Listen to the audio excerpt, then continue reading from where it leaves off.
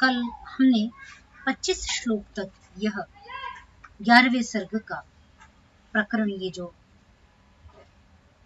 राजा दशरथ और सुमंत्र के बीच में जो संवाद था वो जो चल रहा है, इस प्रकरण को हमने 25वें श्लोक पर्यंत पूर्ण किया था। इससे आगे का हम आज देखते हैं। प्रसंग है सुमंत्र ने राजा को कहा कि वे जाकर के सत्कार पूर्वक ऋषि ऋष्यशृंग और उनकी पत्नी को लेकर के आए। तो राजा अंगदेश गए और वहां से ऋषि दंपति को लेकर के आए हैं। उसके लिए उन्होंने पूर्व से अयोध्या को सजाने के लिए भी कहा था। तो जो सुंदर धूपित अलंकृत पताकाओं से अलंकृत जो अयोध्या है, उसके लिए कहा कि वे अयोध्या को सजा करके रखें, धुएं से उसको धूपित कर दे और जल से सिंचित करके पताकाओं से अलंकृत करके रखें। जो सभी नगरवासी हैं वो राजा के आगमन की सूचना से अत्यंत गदगद हो गए कि हमारे राजा पुनः वापस लौट करके आ रहे हैं।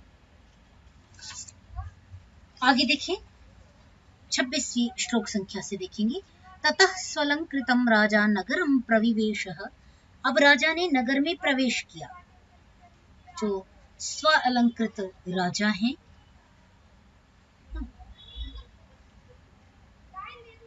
तो वे राजा ने जो कुछ भेजा था, संदेश भेजा था, उसका वहां पर पूर्ण रूप से पालन किया गया था।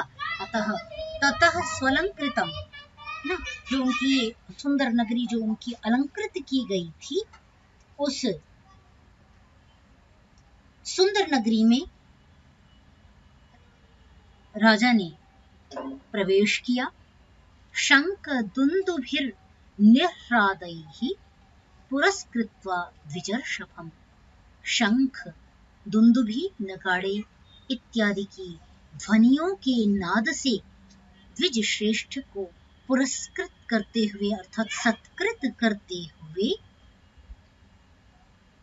राजा ने नगर में प्रवेश किया। ठीक है। ततः प्रमुदिताः सर्वे दृष्ट्वा वै नागराद्विजम्। जो नगरवासी सभी जन थे, वे द्विज श्रेष्ठ को देख करके सभी अत्यंत प्रसन्न हो गए, सभी अत्यंत हर्षित हो गए।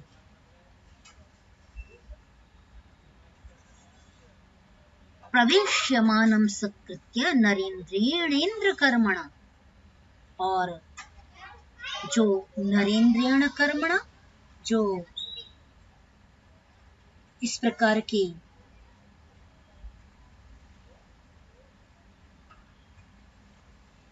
नरेंद्रेण इंद्र कर्मणा कह रहे हैं, जैसे जो राजा दशरथ ने वैसे ही सुंदर अपना प्रवेश किया, जैसे इंद्र कर्मणा, किसी समय इंद्र के समान राजा दशरथ ने उसी प्रकार जो ऋषि ऋष्यशृंग थे उनका आदर सत्कार किया। तो इंद्र ने कब इस प्रकार का कर्म किया, तो उसको भी आगे कहा, यथा दिवि सुरेंद्रेण सहस्राक्षेण काश्यपम।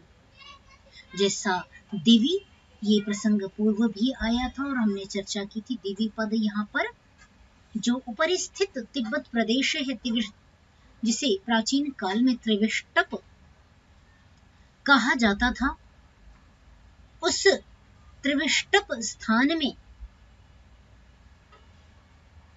जो वहां के राजा इंद्र हैं, उन्होंने सहस्राक्षेण सुरेंद्रेण, यहाँ विशेष विशेषण बनाया है, सहस्राक्ष सुरेंद्र के द्वारा 1000 आंखों वाले जो सुरेंद्र हैं, उन्होंने काश्यपम,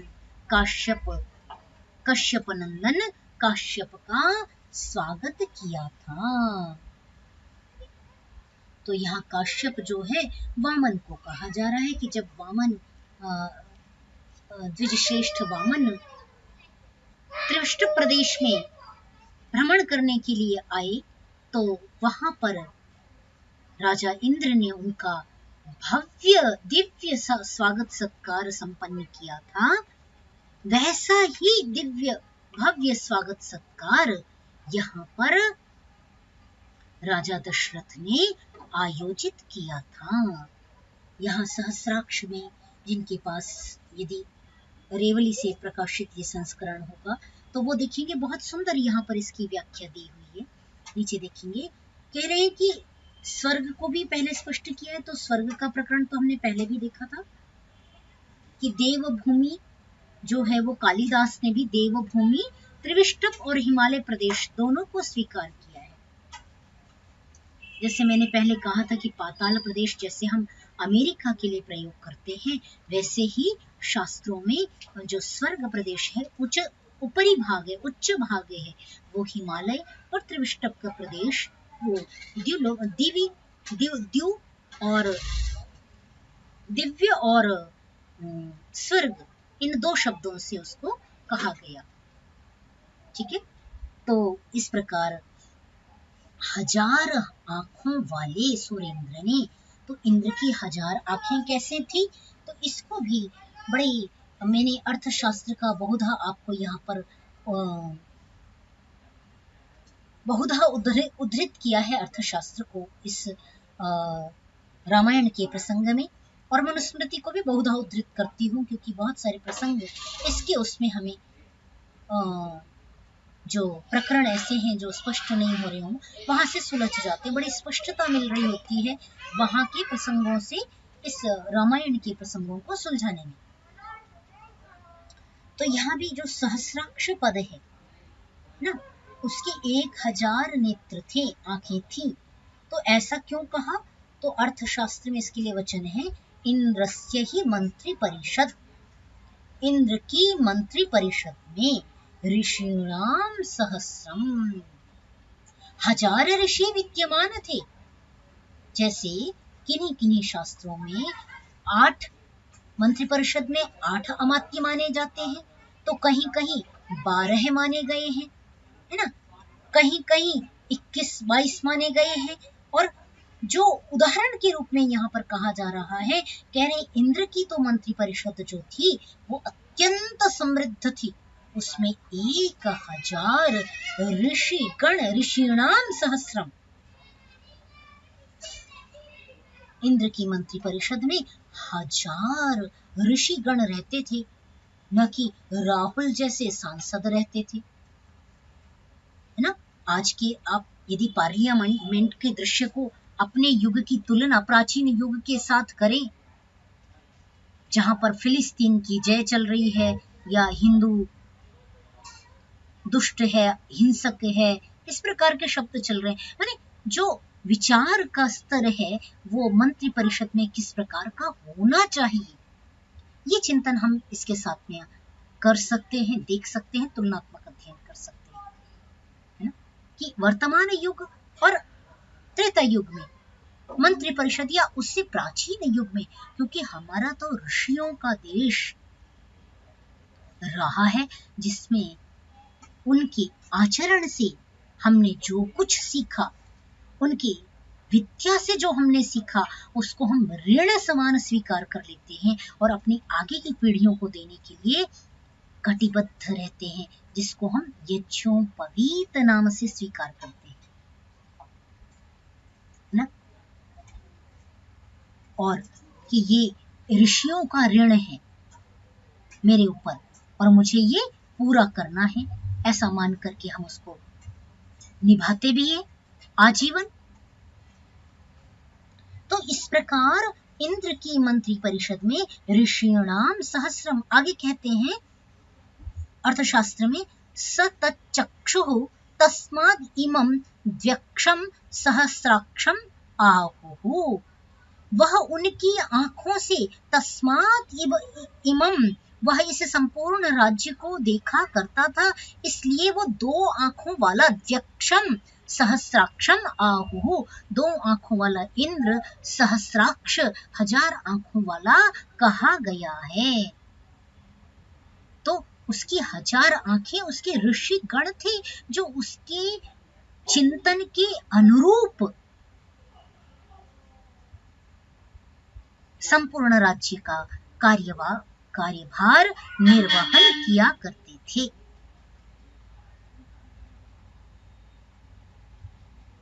ठीक है, तो इसलिए यहाँ पर सहस्राक्षेण सुरेंद्रेण, ये जो विशेषण है सहस्राक्ष, वो 1000 आंखों वाला इंद्र, वो यही है कि उनकी मंत्री परिषद इतनी समृद्ध है। इसी प्रकार ब्रह्मा इत्यादि के यदि 4 मुख की चर्चा जो की जाती है, उसका भी सबका वैज्ञानिक चिंतन है, उसको वैज्ञानिक चिंतन को स्वीकार करें, हठ धर्मिता, और उसको छोड़ देंगे कि हमारे तो भाई उनके 4 मुख थे, उनके तो 10 मुख थे, उनके तो 1000 मुख थे। तो इस प्रकार का जो हमारी संकुचित सोच या एक कल्पना आधारित सोच जो बन गई है, उससे हमको बाहर आना पड़ेगा। तो इंद्र की 1000 आंखें नहीं है, ये स्पष्ट अर्थशास्त्र में कहा गया है। तो शास्त्र की शरण में बैठने पर ही शास्त्र रूपी दर्पण में, शास्त्र रूपी प्रज्ञा से मनुष्य अपनी आंखों को, अपने ज्ञान के चक्षु उद्घाटित कर पाता है। ठीक है, तो जैसे इंद्र, सहस्राक्ष इंद्र ने काश्यप जी का, ऋषि काश्यप का सम्मान किया था, सादर सत्कार किया था, अर्थात कश्यप के पुत्र वामन यहाँ कहे जा रहे हैं। तो संभवतः हो सकता है वो वामन हो, कहीं यहाँ पर नाम नहीं लिया गया, यहाँ पर केवल कश्यप की संतान काश्यप कहा गया है। तो अन्य शास्त्रों में संभवतः इसका वर्णन प्राप्त होता हो, इसीलिए व्याख्याकारों ने भी यहाँ पर सर्वत्र कश्यप पुत्र वामन ऐसा स्वीकार किया है। सभी व्याख्याकारों ने लगभग ऐसा ही स्वीकार किया है। ठीक है, अंतःपुरं प्रविश्यैनं पूजां कृत्वा च शास्त्रतः कृतकृत्यं तदात्मानं मेने तस्योपवाहनात्। अंतःपुर में प्रवेश करके एनम, वो ऋषि दंपति का आदर सत्कार, शास्त्र पूर्वक, विधि पूर्वक, कहीं भी विधि विधान से बाहर नहीं जा रहे। ठीक है, ये बात को ध्यान में रखना है। पूजा शब्द जो है बहुत व्यापक है। कल भी मैंने कहा था, मैंने कहा ही नहीं था बल्कि कल की कक्षा में ऐसा शब्द आया था, यथा योग्यम पूजा, ऐसा करके शब्द आया था ना, कि यथा योग्य उनका पूजा सत्कार करके।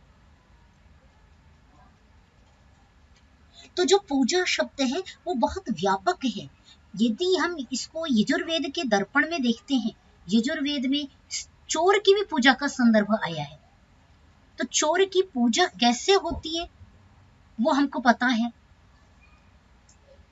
कैसे करनी है, चौराय नमः कैसे करना है, दंड देके पिटाई करके, एग्जैक्टली उसको दंड उसी भाषा में देना है। तो पूजा शब्द बहुत व्यापक है। मेरा कहने का, यहाँ पर निवेदन करने का इतना ही तात्पर्य है कि पूजा शब्द अत्यंत व्याप्ति लिए हुए है। वेद में बहुत सारे वहां पर शब्द हैं, मंत्र है पूरा, जहां पर सबके नमस्कार का वहां पर विधान आ रहा है। तो इसलिए यथा योग्य कहा, और अभी फिर उसको दोबारा कहते हुए कह रहे हैं कि शास्त्रतः, शास्त्र की विधि पूर्वक, जैसा ऋषि श्रेष्ठ ब्राह्मण है चूंकि, और ब्राह्मण सामान्य ब्राह्मण नहीं है, वो अग्नि के समान देदीप्यमान दंपति है वे। उनके नगर में प्रवेश मात्र से वृष्टि हो जाती है, माने उनके चरण, उनकी दृष्टि जहां पड़ती है वह स्थान पवित्र हो जाता है। इतनी दिव्यता टपक रही है उनके उनके सब ओर से ऐसा ऑरा है उनका, ऐसा आभा मंडल है उनका।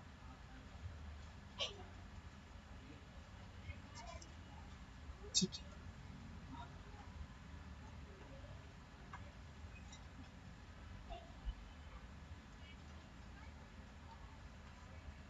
एक मिनट दीजिए। ये कल आया था 16वें श्लोक में, राजा यथा न्यायम पूजाम चक्रे विशेषतः। देख लेंगे पीछे पलट करके, श्लोक संख्या 16 में था। ठीक है, तो मैंने देख लिया था पहले ही। हाँ, मैंने इसीलिए कहा कि आप पलट ले सके। हाँ सभी, बहुत बढ़िया। अंतःपुराणि सर्वाणि शांताम दृष्ट्वा तथा गताम। नहीं, ऊपर थोड़ा सा रह गया संभवतः। कृतकृत्यम तदात्मानम, राजा ने अपने आप को तब धन्य समझा जब वह उन ऋषियों को अपनी नगरी में अंतःपुर में लेकर के जब आए ऋषि दंपति को, तो वे अत्यंत अपने को धन्य उन्होंने समझा। तस्योपवाहनत, उनके वहां आ जाने से उन्होंने अपने आप को बहुत कृतकृत्य समझा।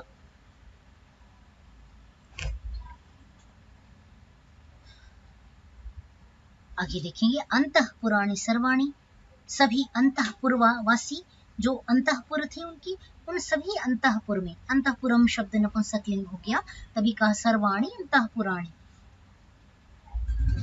तो सभी अंतःपुर में शांताम दृष्ट्वा, शांता को देख करके, तथागतम, वो जो उस प्रकार आई हुई जो शांता थी, उनको सह भर्त्रा, कैसे थी वो, अपने पति के साथ थी। भर्ता कहते हैं पति को, तो पति के साथ आई हुई जो विशालाक्षीम शांताम, विशाल आंखों वाली, बड़ी बड़ी आंखों वाली। अभी आगे भगवान श्री राम के भी वर्णन आएगा कि किस प्रकार का उनका आकार था, आंखें थी। पहले भी आया था ना, बड़े कंधे, आपको स्मरण आ रहा होगा कि लंबी भुजाएं और सर जी जी, कमल नेत्र ऐसा करके आया था। हाँ, तो वैसे ही वर्णन करते हैं जो शास्त्र काव्यकार होते हैं, वो उनके स्वरूप की कल्पना कैसी करें, तो उसके लिए विशेषणों का प्रयोग करते हैं।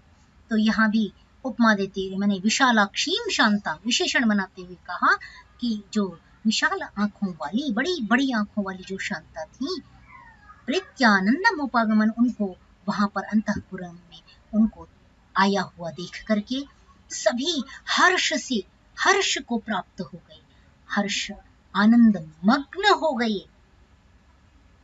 हर्षातिरेक से सभी फूले नहीं समा रहे थे, इतना सभी अत्यंत प्रसन्न हो गए। तो पूज्यमाना तुताभि सा राज्या चैव विशेषतः उवास तत्र सुखिता कंचित कालम सह द्विजा। ताभि ही, उनके द्वारा पूज्यमाना, पूजित हुई, जो वहां दासियां थी, जो अंतःपुर में जो भी उनकी सेवा में नियुक्त सखियां थी, दासियां थी, वे सभी उन सबसे पूजित होती हुई, और राजा इत्यादि थी, राजा थे, रानियां थी, उन सबसे पूजित होती हुई, सा राज्या चैव विशेषता, विशेष करके राजा से पूजित होती हुई और उन सबसे पूजित होती हुई, तत्र सुखिता, सुखपूर्वक, कंचित कालम सह द्विजा, द्विज के साथ वो कुछ समय पर्यंत वहां पर उन्होंने उवास, बड़े सुख से वहां पर उन्होंने निवास किया। इति आर्षे श्रीमद् रामायणे वाल्मीकि आदि काव्ये बालकांडे 11 सर्गः। ठीक है, 11वां सर्ग पूर्ण हुआ। आगे उच्चारण कर लेंगे, तो समय बचेगा तो हम आगे करेंगे, अन्यथा आज के लिए इतना ही करेंगे। उच्चारण करके पूरे जो पूरा सर्ग है उसका उच्चारण कर लेते हैं, कि एक बार उच्चारण हो जाएगा तो 22 ही श्लोक हैं क्योंकि, तो फिर व्याख्या करने में सरल हो जाएगा। ठीक है, कौन करेंगे? क्या मेरी आवाज आप तक मिल पा रही है?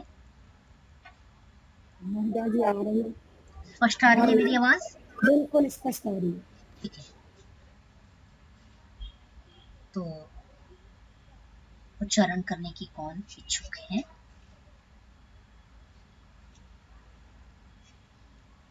ओंकार महोदय।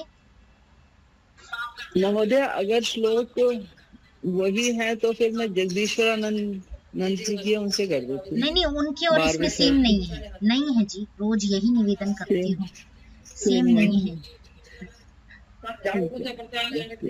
ओंकार महोदय, आप कर रहे हैं क्या? कर लेता हूँ जी महोदय। आपके पास पुस्तक है ना? जी जी जी हाँ ठीक है, जी महोदय। आरंभ करें।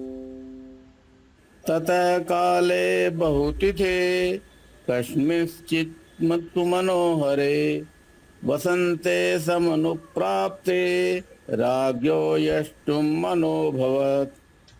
ततः प्रणम्य शिरसा तं विप्रं देववर्णिनं यज्ञाय वरयामास संतानार्थं कुलस्य च। तथेति च स राजान् मुवाच वसुधाधिपम्। ठीक है। संभाराः संभ्रियन्तां ते तुरगश्च विमुच्यताम्। श्रय्यावश्चोत्तरे तीरे यज्ञभूमिर्विधीयताम्। यज्ञ का थोड़ा अभ्यास करिए। यज्ञ भूमिर्विधीयताम्। हाँ, नासिका भी।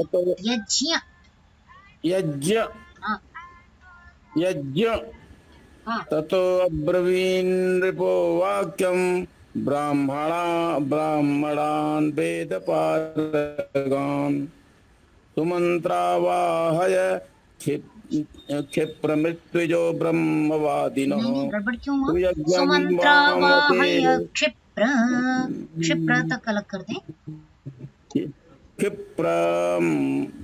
क्षिप्रम अत्विजो ब्रह्मवादिनः। जब क्षिप्रम करेंगे तो ऋत्विजो करना पड़ेगा।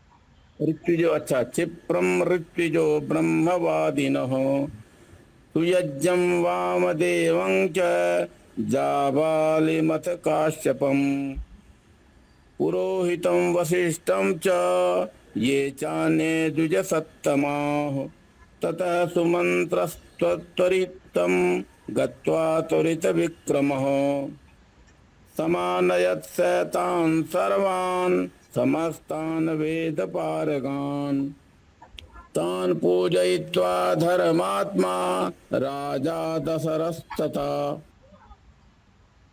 धर्मार्थसहितं युक्तं श्लक्षणं वचनम् अब्रवीत्। मम तातप्यमानस्य पुत्रार्थं नास्ति वै सुखम्। पुत्रार्थं हयमेधेन यक्ष्यामीति मतिर्मम। तदहं यष्टुमिच्छामि हयमेधेन कर्मणा। ऋषिपुत्र प्रभावेण कामान् प्रस्यामि चाप्यहम्। ततः साधुच तद्वाक्यं ब्राह्मणाः प्रत्यपूजयन्।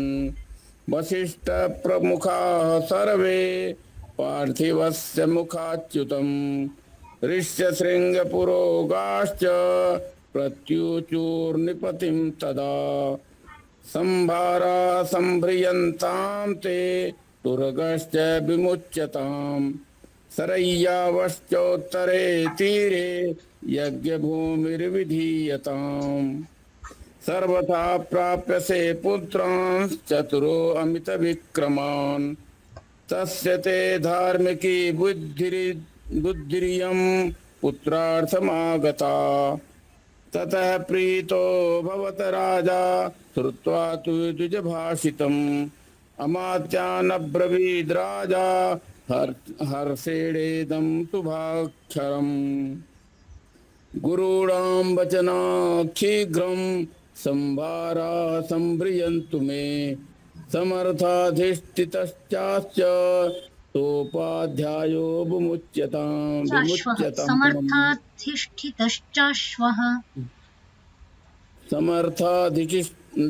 समर्थाधिष्ठितश्चाश्वः सोपाध्यायो विमुच्यताम्।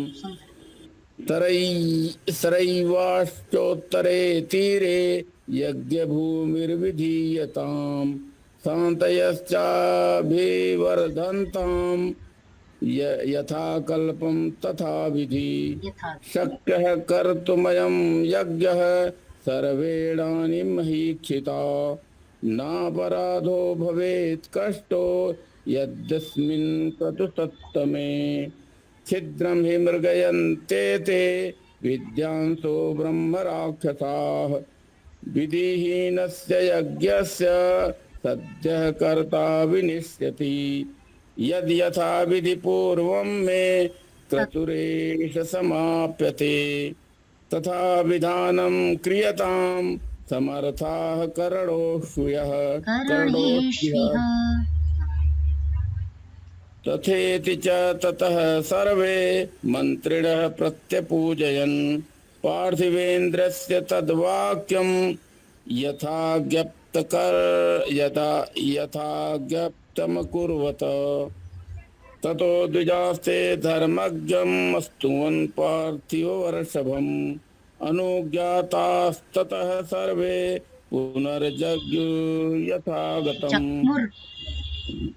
पुनर्जग्मुर्यथागतम्